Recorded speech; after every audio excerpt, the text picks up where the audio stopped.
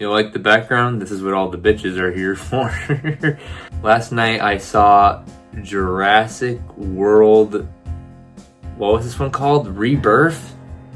And it wasn't horrible, which was a pleasant surprise because most of these Jurassic World movies tend to be fucking awful.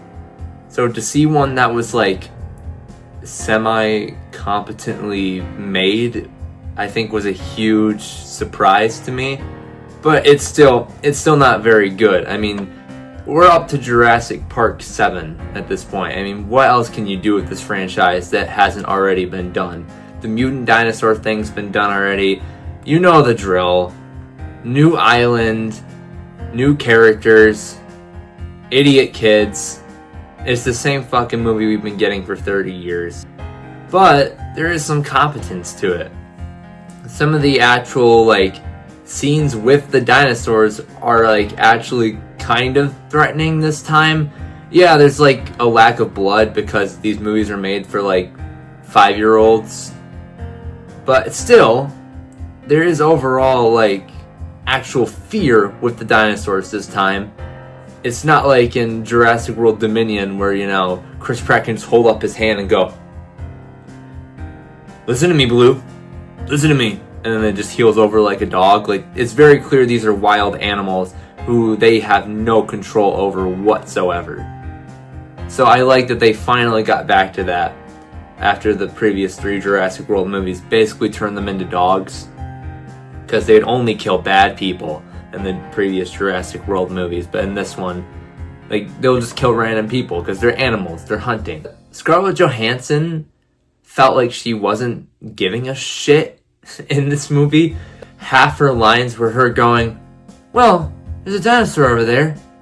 I guess you might die or something." Because she's a super cool badass who secretly hurts and wants to find love.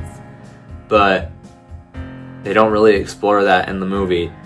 Like, the Mahershala Ali's character, the captain character, mentions how he's divorced or his son died or something like that, or something like he lost his kid or they're divorced, something like that. And I thought, okay, that's kind of an interesting thing to give him. It's like, so like when the kids show up, he's gonna care more. But like him and like the children in the movie don't reunite for a majority of the runtime. So it's kind of feel like, well, what was the point of his arc exactly? Like, why exactly? What arc did any of these characters have? In the original Jurassic Park, it's not like these characters have humongous arcs or anything, but you have Sam Neill's character, and his arc is perfect because it's small, but it works. Is that in the beginning of the movie, you see that he doesn't get along well with the bratty kid at his dig site.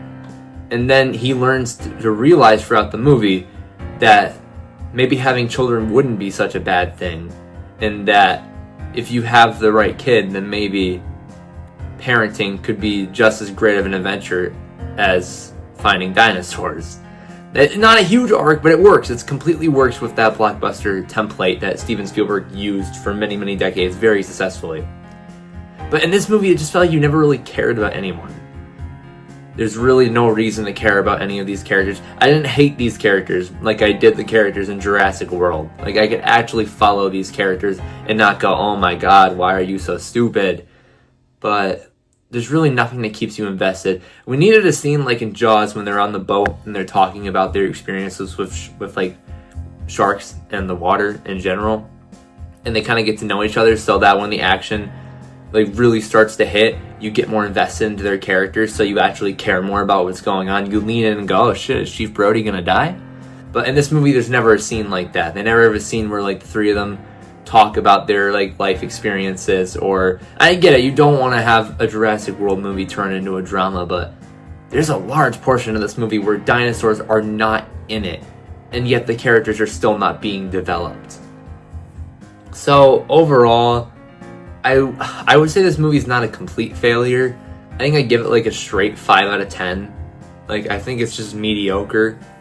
I think it's much better than the previous 3 Jurassic World movies. Maybe I'd probably put this on the same level as Jurassic Park 3. Maybe a little better. I would still say I like The Lost World more, because The Lost World at least has like a couple pretty good scenes in it, and it has Jeff Goldblum, which is just an immediately like added bonus to anything.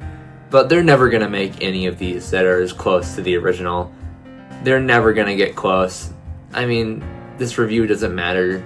I'm sure that this movie will make probably $900 to $1 billion, and Jurassic World Rebirth 2 will be out by 2028, and Scarlett Johansson will keep losing more and more clothes to the point where it will probably be her running in a bikini eventually against what's it called, the D-Rex? Is that what they called it in the movie?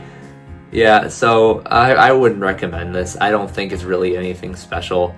I think it's better. It's better than we've gotten the last decade, but it's still not very good. In terms of legacy sequels, it's a Force Awakens. It kind of just copies a lot of things from the original and does them worse, but it's an efficiently enough made movie to where I guess I'd give it a pass. But yeah, I wouldn't recommend it.